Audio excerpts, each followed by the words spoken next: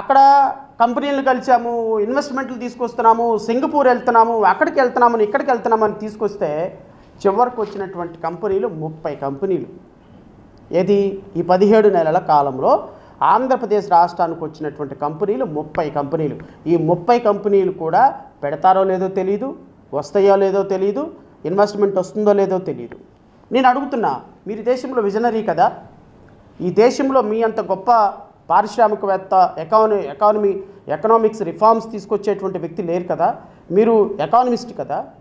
ముఖ్యమంత్రి గారు 2014 నుంచి 2019 వరకు మీ హయాంలో వచ్చినటువంటి పెట్టుబడులన్నీ, మీ హయాంలో వచ్చినటువంటి కంపెనీలన్నీ, మీ హయాంలో కల్పించినటువంటి ఉపాధి ఎంత, దమ్ము ధైర్యం ఉంటే 2014 నుంచి 2019 వరకు ఒక వైట్ పేపర్ రిలీజ్ చేయండి సార్. ఎంత దుర్మార్గంగా, ఎంత దౌర్భాగ్యంగా ఒక పత్రికలు ఈ విధంగా ప్రజల ఆలోచనని, ప్రజల యొక్క మస్తిష్కాల్లో దూరి ఆ మట్టిని మస్తిష్కాల్లో ఉన్నటువంటి మెదడు మొత్తాన్ని పక్కకి నెట్టి ఇంత మట్టి మూత పెట్టినట్టుగా మీరు ప్రతిరోజు కథనాలు రాస్తుంటే చూసి చదవాలంటే యావగింపు వేస్తుంది సార్. ఈ స్థాయిలో ఎలివేషన్స్ కరెక్ట్ కాదు. నిన్న ఈ ఆంధ్రజ్యోతి పేపర్ రాస్తుంది 13.25 లక్షల కోట్ల రూపాయల పెట్టుబడులంట. అఫ్కోర్స్ ఇదే రిప్లికేట్ అయింది ఈ పత్రిక కూడా. ఈ పత్రిక కూడా అదే రాసింది.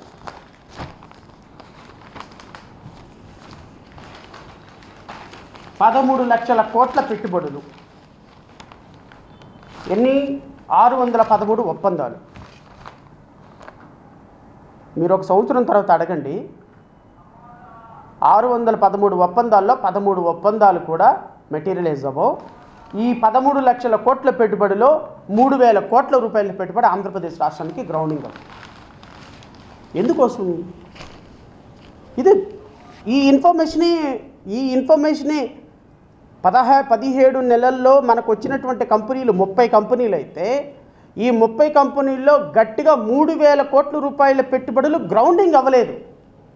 మీరు ఇన్ని లక్షల కోట్ల పెట్టుబడులు ఆంధ్రప్రదేశ్ రాష్ట్రానికి వస్తుంటే every week reserve bank of ఇండియాకి వెళ్ళి ఎందుకు మీరు డివిడెండ్లను తాకట్టు పెట్టి, బాండ్లను తాకట్టు పెట్టి జీతాలు ఇవ్వడానికి డబ్బులు తీసుకొస్తున్నారు? సమాధానం చెప్పండి రాష్ట్ర ప్రజలకి. ఆంధ్రప్రదేశ్ రాష్ట్ర అప్పు ఎంతండి ఇప్పటికీ? 17 నెలల కాలంలో 2 లక్షల కోట్ల. మీరు 2 సంవత్సరాల్లో 2 లక్షల కోట్లు అప్పు చేస్తే మీరు రాబోయే 3 సంవత్సరాల్లో ఎన్ని లక్షల కోట్లు అప్పు చేస్తారు? 7వ తారీఖు వచ్చినప్పటికీ కూడా ఇప్పటికీ కూడా కనీసం ఉద్యోగాలకి జీతాలు ఇవ్వలేని పరిస్థితుల్లో ఈ నెల 7వ తారీఖు వరకు జీతాలు ఇవ్వాలి. ఇప్పటికీ కూడా డిఎల్ రిలీజ్ అవ్వాలి, ఇప్పటికీ కూడా ఎలవెన్స్లు రిలీజ్ అవ్వాలి, ఇప్పటికీ కూడా ట్రావెలింగ్ ఎలవెన్స్ రిలీజ్ అవ్వాలి, ఇప్పటికీ మెడికల్ బిల్స్ రీఎంబర్స్ అవ్వాలి, ఇప్పటికీ కూడా జీపీ గ్రాట్యుటీ కావచ్చు, లేకపోతే ఎలవెన్స్లు కావచ్చు, రిటైర్డ్ అయిన వాళ్ళకి టెర్మినల్ బెనిఫిట్స్ ఈ రోజు వరకు 17 నెలల కాలంలో 18 నెలల కాలంలో రాలా. ఏం చేస్తున్నాం మనం? ఈ 13 లక్షల కోట్ల రూపాయలు మొన్నటిదాకా మీరు క్లెయిమ్ చేసుకున్నట్టుగా 6 లక్షల కోట్ల రూపాయల పెట్టుబడులు ఎక్కడికి వెళ్తున్నాయి? ఎవరి జేబుల్లోకి వెళ్తున్నాయి?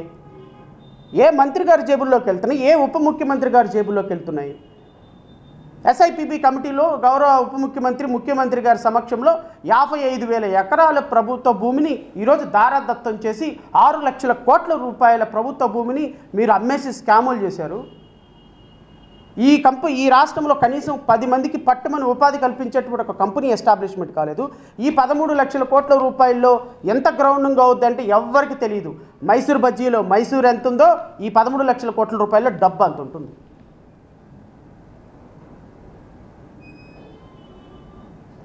రాష్ట్ర ప్రజలు గమనించాలని కోరుతున్నా. రాష్ట్ర ప్రజలు ఒకసారి ఆలోచించాలని కోరుతున్నా. ఈ మీడియా మనల్ని మ్యానిపులేట్ చేసి ట్రాప్లో పడేసి ఈరోజు రాష్ట్ర ప్రజల సంపదని ఎలా ప్రభుత్వం అధికారికంగా తమ అనుచరుల జేబుల్లోకి కుక్కుతుందో, అనుచరులకి ఏ విధంగా భూముల్ని దారాదత్తం చేస్తుందో ఒక్కసారి ఆలోచించమని కోరుతున్నా. ఇలాంటి ప్రభుత్వాన్ని ఎన్నుకున్న మీరు, ఇలాంటి ప్రభుత్వాన్ని ఎన్నుకున్న మనం, ఇలాంటి ప్రభుత్వాన్ని పరిపాలించమని అధికారం అప్పచెప్పిన మనం ఒక్కసారి పునరాలోచించమని కోరుతున్నా. ఎందుకంటే అధికారం ఇచ్చింది ప్రజల్ని పరిపాలించడానికి మీకు అధికారం ఇచ్చారా, లేకపోతే మీ సామాజిక వర్గానికి దోచిపెట్టమని డబ్బులు ఇచ్చారా? విశాఖపట్నంలో ఒక యోగా దానికి 400 కోట్ల రూపాయలు ఖర్చు పెట్టారే. డిఏలు లేక టీఏలు లేక కానిస్టేబుల్స్ పోలీస్ కుటుంబాలు అల్లమో రామచంద్రాన్ని ఏడుస్తున్న ఈ అప్పులు తెచ్చుకొని వాళ్ళకి కనీసం ఒక నెలకు 30 కోట్ల రూపాయలు రిలీజ్ చేయలేరా సార్? మీ అంగులకి మీ ఆర్భాటాలకి వేల కోట్ల రూపాయలు ఖర్చు పెడతారే. మాదాపూర్లో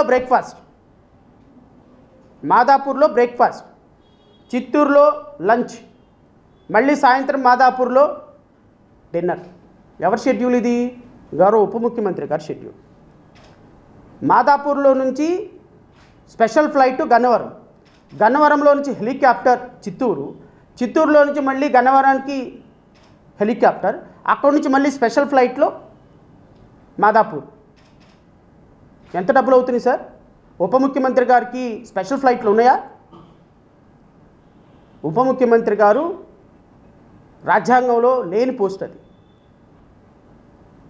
ఒక మంత్రికి ఏ స్థాయి ఉంటుందో ఉప ముఖ్యమంత్రికి కూడా అదే స్థాయి ఉంటుంది. మరి స్పెషల్ ఫ్లైట్లు మిగతా మంత్రులకు లేనప్పుడు ఉప ముఖ్యమంత్రి గారికి ఎందుకు ఉందండి? నేను అధికారులను అడుగుతున్నా, మీరు ఏ ప్రొవిజన్ తోటి ఉప ముఖ్యమంత్రి గారికి స్పెషల్ ఫ్లైట్లు చార్టర్ ఫ్లైట్లు మీరు ప్రొవైడ్ చేస్తున్నారు?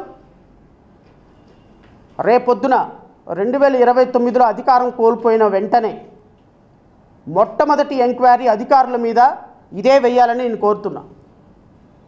ప్రభుత్వంలో మేము భాగస్వాములు అయితే ఖచ్చితంగా దీని మీద చాలా సీరియస్ యాక్షన్ తీసుకుంటాం అధికారులపైన. ఒక ఉప ముఖ్యమంత్రికి మంత్రి మాత్రమే హోదా ఉన్న సందర్భంలో ఏ విధంగా స్పెషల్ ఫ్లైట్లు అలాట్ చేస్తున్నారు, ఏ విధంగా హెలికాప్టర్లు అలాట్ చేస్తున్నారు, ఏ విధంగా మీరు ప్రోటోకాల్ ఇస్తున్నారు? ఉప ముఖ్యమంత్రి పదవి కాన్స్టిట్యూషన్లో లేనప్పుడు, కాన్స్టిట్యూషన్లో లేని పదవిలో ఉన్న వ్యక్తికి మీరు ఏ విధంగా ఇన్ని వేల కోట్ల రూపాయల ప్రజాధనాన్ని మీరు వినియోగిస్తున్నారో సమాధానం చెప్పండి రాష్ట్ర ప్రజలకి. ఉప ముఖ్యమంత్రి వచ్చిన తర్వాత ఈ రాష్ట్రానికి జరిగిన ఒక మంచి పని చెప్పండి. 17 కుటుంబాలకి బల్బులు వచ్చినాయి, అది కూడా కేంద్ర ప్రభుత్వం ఇచ్చినటువంటి పథకం ద్వారా. అంతేగాని ఈ మహానుభావుడు చేసింది ఏమీ లేదు.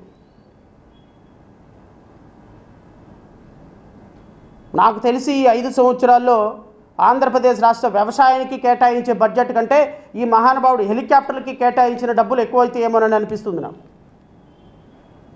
నేను ఉప ముఖ్యమంత్రి గారికి కల్పించటంలో, ఉప ముఖ్యమంత్రి గారికి వారికి అధికారికంగా కేటాయించబడినటువంటి ప్రివిలేజెస్ని కేటాయించొద్దని చెప్పడం నా ఉద్దేశం కాదు.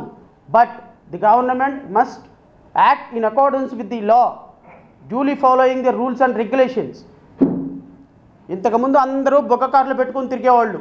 ప్రతి ఎమ్మెల్యే, ప్రతి మినిస్టర్ రెడ్ బొక్క కార్లు పెట్టుకొని కారు మీద తిరిగేవాళ్ళు.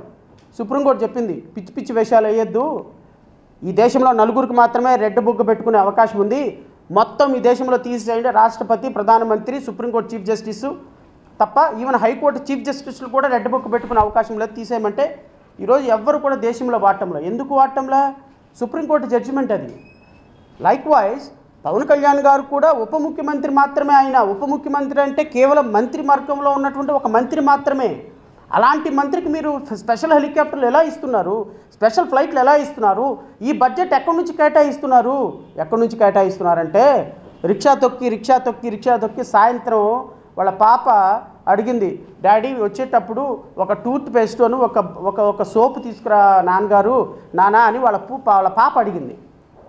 పాప రిక్షా దొక్కేటువంటి ఆయన సాయంత్రానికి వచ్చిన 100 రూపాయలు తీసుకుని వెళ్ళి సోపు కొందామని చెప్పి షాప్కి వెళ్ళి అయ్యా ఒక సోప్ అని ఒక టూత్ పేస్ట్ ఇవ్వయా అని అడిగాడు. సోప్ ఏమో 40 రూపాయలండి, టూత్ పేస్ట్ ఏమో 30 రూపాయలండి, మొత్తం 70 రూపాయలండి అన్నాడు. ఈ 40 రూపాయలు 70 రూపాయల్లో రాష్ట్ర ప్రభుత్వానికి వచ్చే ఆదాయం 20 రూపాయలు. ఆ 20 రూపాయల్లో నుంచే మీరు ఈరోజు ఫ్లైట్లో తిరుగుతున్నారు ఉప ముఖ్యమంత్రి గారు, గుర్తుపెట్టుకోండి. మీకే మీ సొంత డబ్బులు మీ అన్నగారు ఎవరు ఇవ్వటంలా. రాష్ట్ర ప్రజలు కష్టపడి తినక సంపాదించిన డబ్బులతో దుబారా చేస్తుంది ఈ రాష్ట్ర ప్రభుత్వం. దుబారా చేస్తున్నారు ఈ నాయకులు. ఇదిగో 13 లక్షల కోట్ల రూపాయలు పెట్టుబడులని అధికారికంగా డాక్యుమెంట్ రూపంలోకి వచ్చేసరికి 3000 కోట్ల రూపాయల పెట్టుబడులు కూడా రాష్ట్రానికి రాకపోతుంటే అప్పులకు ఎక్కడికి పరిగెడతారండి?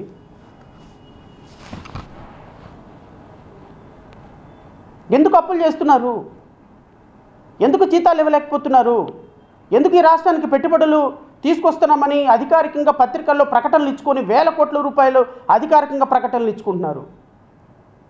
ప్రతి ప్రభుత్వ ప్రకటన మీద నారా లోకేష్ ఫోటో, చంద్రబాబు నాయుడు ఫోటో, యువతల పక్క పవన్ కళ్యాణ్ ఫోటో. ఏ కెపాసిటీలో Nara Lokesh photo and Pawan Kalyan photo వేస్తున్నారు? ఇది సుప్రీంకోర్టు జడ్జిమెంట్కి, ఈ భారతదేశ చట్టానికి వ్యతిరేకం కాదా? 2 లక్షల పుస్తకాలు చదివిన పవన్ కళ్యాణ్, నీకు ఈ విషయం తెలీదా?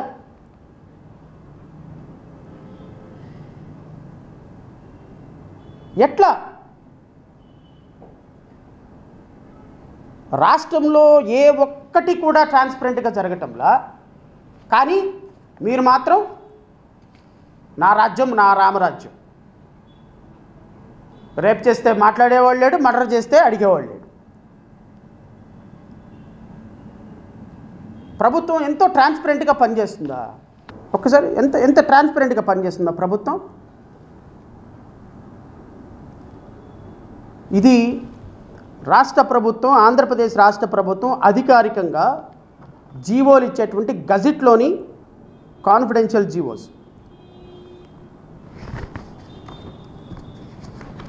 ఇవన్నీ కాన్ఫిడెన్షియల్ జీవోసే. చూడండి,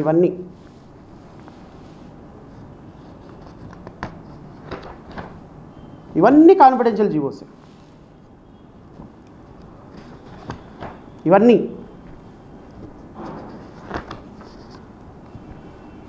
రాష్ట్ర ప్రభుత్వం ఏర్పడిన తరువాత రమారమి 500 పైగా కాన్ఫిడెన్షియల్ జీవోస్ వెబ్సైట్లో ఎందుకు పొందుపరిచారు? ఈ కాన్ఫిడెన్షియల్ జీవోస్లో రెవెన్యూ ఉన్నాయి, ఎండోమెంట్ ఉన్నాయి, హోమ్ ఉంది, జనరల్ అడ్మినిస్ట్రేషన్ ఉంది, సోషల్ వెల్ఫేర్ ఉంది. దేనికోసం మీరు వీటన్నిటిని కాన్ఫిడెన్షియల్ జీవోస్ కింద పెట్టారు?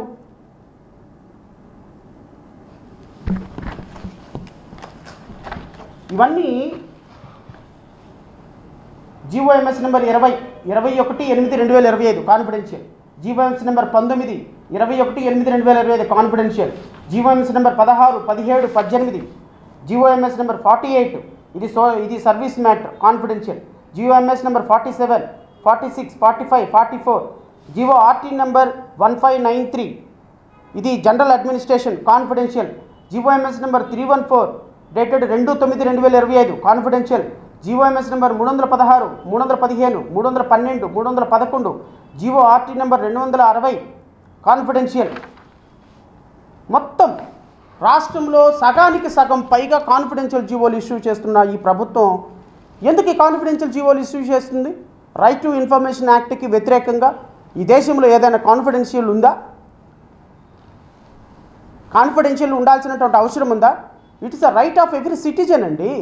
knowing what is happening in the government is a right of every citizen, and once the RTA Act came into force, there is no question of confidentiality.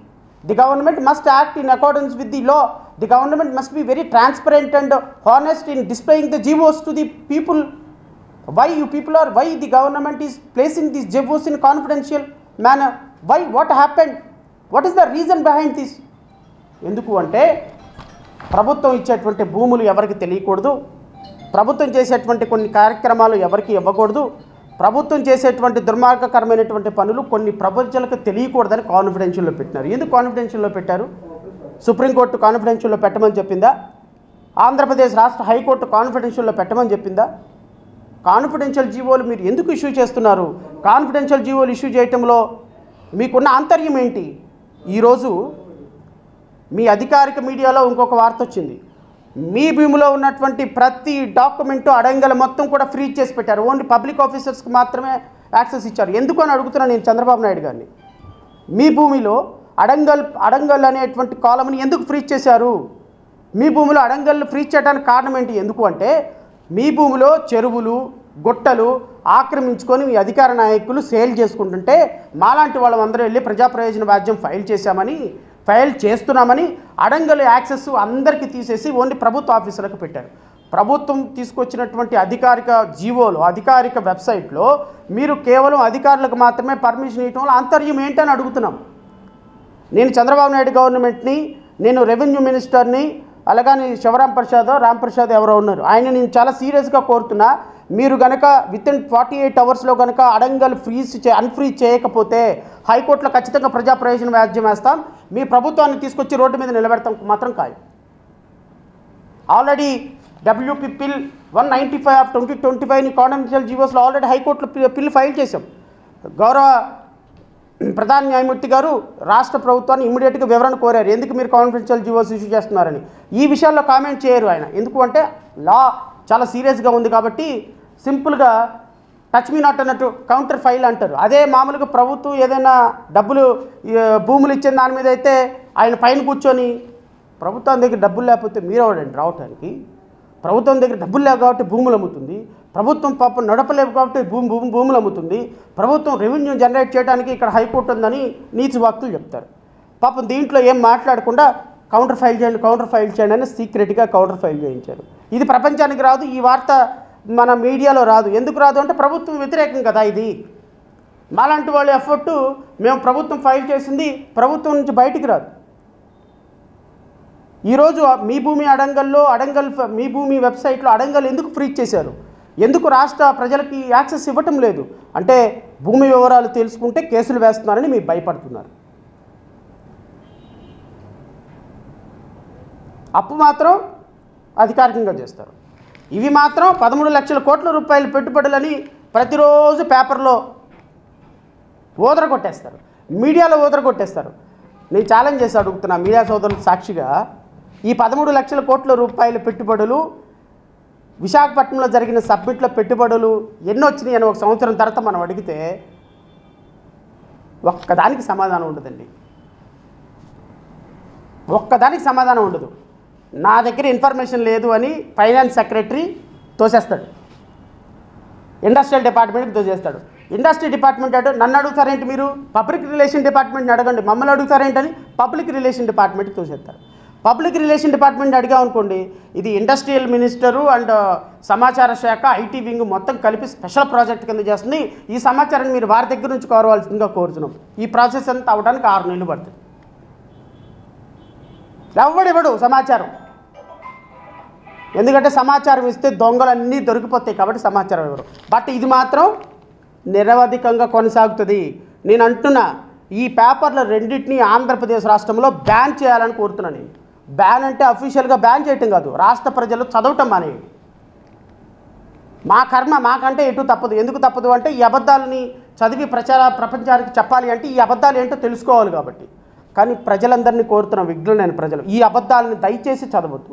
ఈ అబద్ధాల పునాదులతోనే రాష్ట్ర ప్రభుత్వాలను ఏర్పాటు చేస్తున్నాయి ఇవి. ఈ అబద్ధాల పునాదులతోనే ఈరోజు రాష్ట్రంలో ఒక వ్యవస్థ మొత్తాన్ని శాసిస్తున్నాయి. ఈ అబద్ధాల పునాదులతోనే రాష్ట్ర ప్రభుత్వాలు ప్రజల మస్తిష్కాల్లో మనసులను శాసిస్తున్నాయి. ఈ అబద్ధాల పునాదుల్ని పటాపంచలు చేయాల్సినటువంటి బాధ్యత రాష్ట్ర ప్రజలకు, యువతకి ఉందని అయితే నేను పిలుపునిస్తున్నాను. అఫ్కోర్స్ నా పిలుపు ఎంతమంది వింటారో ఎంతమంది వినరో అనేది సమాజానికి సంబంధించినటువంటి ఇంకా ఖచ్చితంగా ఉండి తీరాలి. మీ ఇష్టం వచ్చినట్టు అబద్ధాలు చెబితే వినటానికి ప్రజలు సిద్ధంగా లేరనేటువంటి ఒక స్పష్టమైనటువంటి సంకేతం ఈ దుర్మార్గులకు వెళ్ళి తీరాల్సింది. వీళ్ళకి ఇష్టమైనటువంటి వార్త బ్యానర్ హెడ్డింగ్లో ఉంటుందా, వీళ్ళకి ఇష్టం లేని వార్త అసలు అది వార్తే కాదా? ఇది ఎక్కడ జర్నలిజం అండి? నాకు అర్థం కాలేదు. దావోస్ వెళ్ళి వారం రోజులు కంప్లీట్గా మొత్తం మీడియా మొత్తాన్ని ఆ దావోస్లోనే క్యాప్చర్ చేసిన మీరు ఆ తర్వాత ఎన్ని పెట్టుబడులు వచ్చినాయో అనేది నేను రైట్ ఇన్ఫర్మేషన్ తీసుకొని నేను అధికారికంగా మీడియాకి రిలీజ్ చేస్తే మీకు అది వార్త ఎందుకు కాదు? పోనీ దావోస్ వెళ్ళిన తర్వాత, విశాఖపట్నం వెళ్ళిన తర్వాత ఎన్ని పెట్టుబడులు వచ్చినాయో, ఎంత పెట్టుబడి జరుగుతుందో, పెట్టుబడులు ఎందుకు జరగటం లేదో అని రాష్ట్ర ప్రజలకి వివరాలు చెప్పాల్సినటువంటి బాధ్యత మీరు లేదా? అంటే మీరు మామూలు కేవలం ప్రచారానికి మాత్రమే మీ మీడియా సంస్థలా? ప్రజలకి చెడ్డ జరిగే విషయము, రాష్ట్ర ప్రభుత్వ ఆస్తులకి భంగం కలిగే అంశం మీద మీ మీడియా స్పందించదా? ఎందుకంటే మీరు ప్రభుత్వానికి అధికారిక కరపత్రాలుగా పనిచేస్తున్నారు కాబట్టి మీకు నచ్చిందే వార్త, మునిగింది గంగ, నచ్చింది రంభ, అంతే కదా. మనకి ఏది నచ్చితే అదే వార్త, మనకు నచ్చకపోతే వార్త కాదు.